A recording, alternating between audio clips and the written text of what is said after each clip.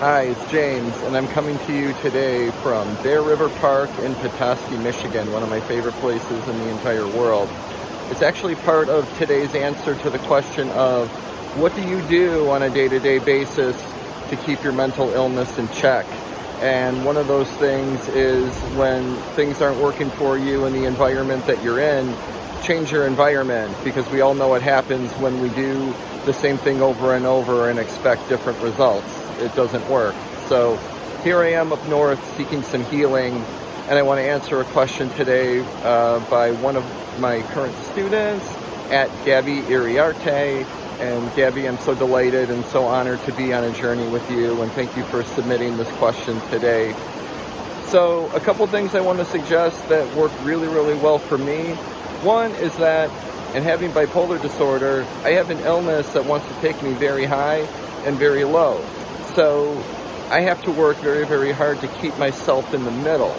The best thing that I can do to fight these highs and lows is to do everything as consistently and routinely as possible to avoid going up or down too much. So I like to try to eat at the same time every day. I like to try to go to bed at the same time every day, sleep the same amount. I like to exercise at about the same times.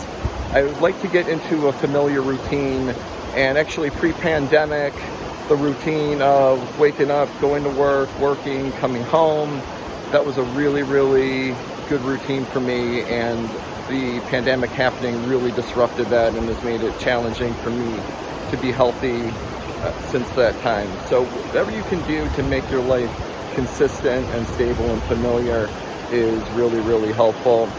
And I'd say the next best thing to do is have outlets for your energy and for your anxiety, because they need somewhere to go.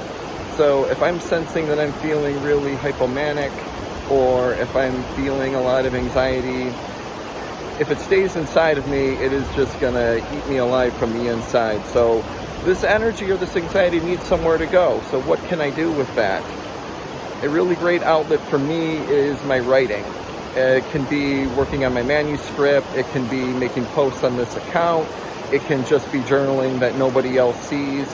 But I have to get those thoughts and feelings out of me in order to displace that nervous energy. Or exercising works really well to get that energy outside of me, to burn that energy up.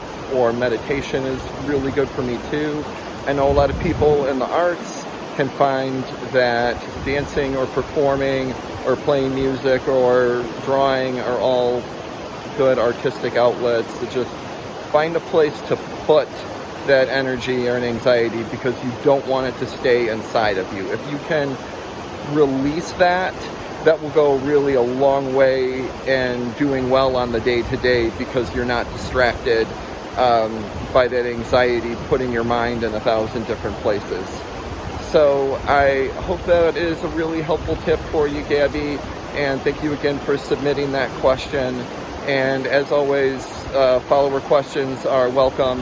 And I want to thank everybody for just recently reaching 750 followers for At Good Fortune in Disguise. I want to thank you for your support, and please continue to feel free to share my work with anybody that you think could benefit from it, anyone that is struggling with mental health or has family or friends that would really benefit from hearing stories from somebody else that is also struggling with mental illness. So I hope everybody has a wonderful and relaxing day today, and I will come to you again very soon.